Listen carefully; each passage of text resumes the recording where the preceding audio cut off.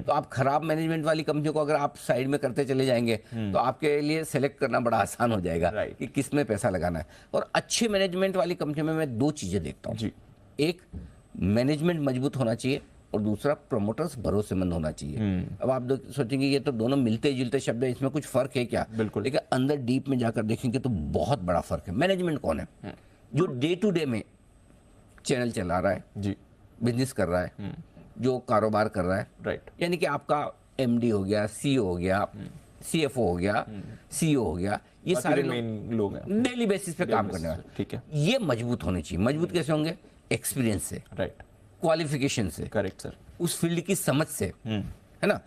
तो ये जो लोग हैं प्रोफेशनल हों, राइट, अनुभवी हों, उनको वो बिजनेस आता हो, हाँ, और अगर उसके साथ एक पुराना ट्रैक रिकॉर्ड मिल जाए कि भाई साहब ये इस कंपनी में गए थे, इस बीमार कंपनी को इन्होंने चला दिया, ये इस ऑर्गेनाइजेशन में बड़ी तकलीफ थी, ये भाई साहब गए और उन्होंने कमाल कर दिया, राइट, ये उनका प्रूवन ट्रैक रिकॉर्ड है। Got it. सो ऐसे professional management, well qualified, experience, proven track record वाले वो मिल गए तो आपका मैक्सिमम, क्योंकि हर रोज तो वही चला रहे हैं। Correct sir. दूसरा होता है पैसा लगाने वाले प्रमोटर्स।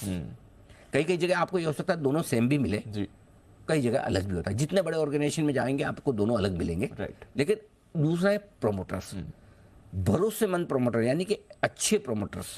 अब भरोसेमंद प्रमोटर की क्वालिफिकेशन अलग अलग हो सकती है, कैसे हो सकती है, क्योंकि प्रमोटर्स में आपको बहुत सारी चीज़ें देखनी होती है। और मैं बार बार ये कहता हूँ कि अगर प्रमोटर वाकई में अच्छे हैं तो ही आप अच्छा पैसा बना सकते हैं। अगर प्रमोटर खराब है और बिजनेस अच्छा है तो भी आपका पैसा नहीं बनेगा।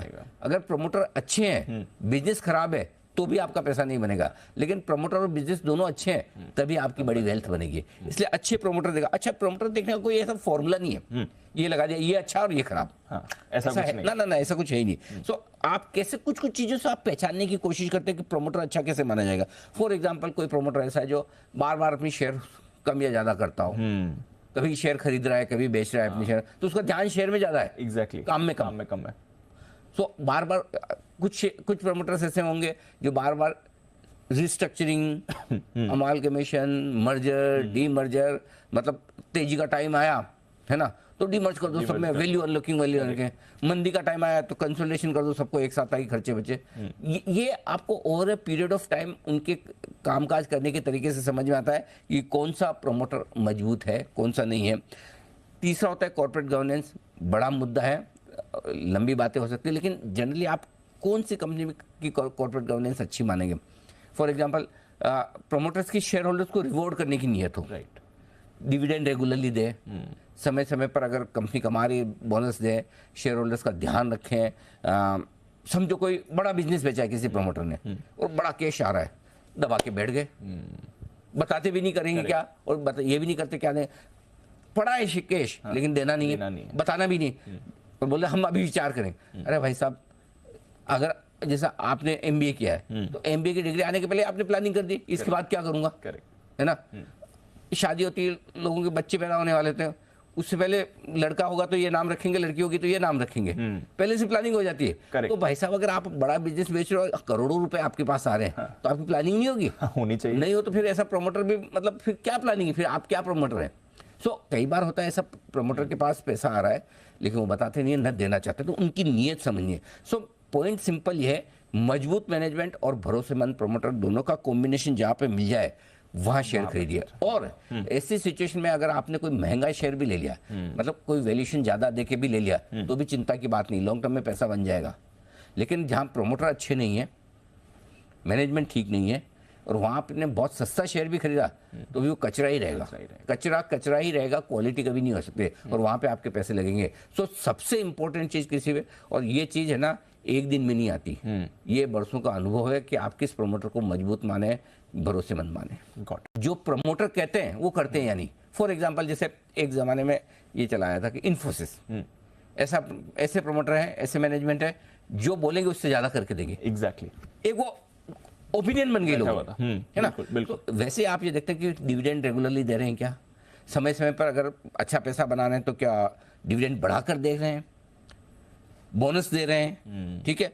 सिंपल सी चीज है, कंपनी की जन्म कुंडली बनाओ, प्रमोटर्स की जन्म कुंडली बनाओ, आप समझ गया। देखो कि इनका ट्रैक रिकॉर्ड आसान है, बहुत मुश्किल काम नहीं है, थोड़ा समय देना पड़ता है, जानना समझना पड़ता है, पब्लिक प्लेटफॉर्म पे कैसे बात कर रहे हैं, विजन क्या है, शॉर्टकट तो नहीं ला रहे हैं बिजनेस में, कारोबार में। मैं कई बार बोलता हूँ वो प्रोमोटर ने भगवान की तरह है। आपने कंपनी का शेयर खरीदा, प्रोमोटर को भगवान समझो, रोज प्रार्थना करो, पूजा आरती करो, क्योंकि वही प्रसाद देंगे ना, या तो प्रसाद में आपको डिविडेंड देंगे, है ना, एग्जैक्टली या कभी 56 भोग लगेगा, यानी कि शेयर के दाम बढ़ जाएंगे, कभी बोनस मिल जाएगा, कभी जोर से चलेगा। सो आई थिंक वो बहुत जरूरी है कि आप प्रोमोटर्स का ट्रैक रिकॉर्ड देखिए।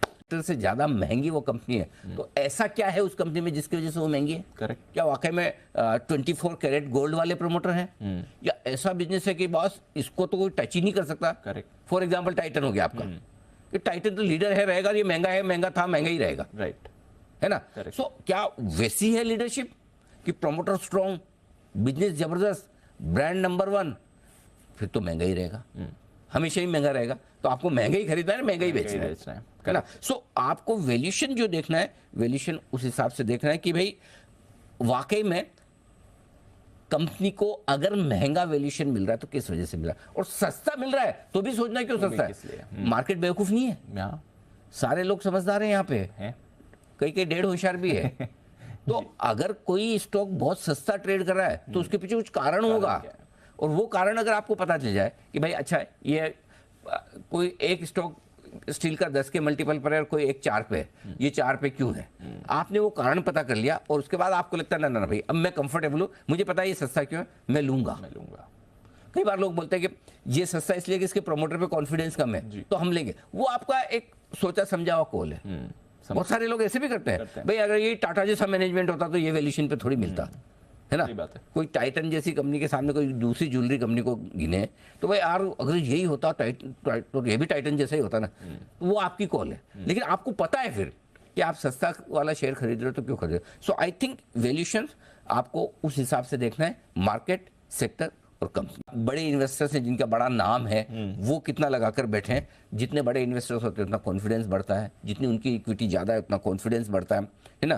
तो ये वाला है कि सिंपल सी चीज़ है, आप ये कुछ फैक्टर्स हैं जिनके दम पर आप देख लो कि वाकई में ये कंपनी सही है या नहीं।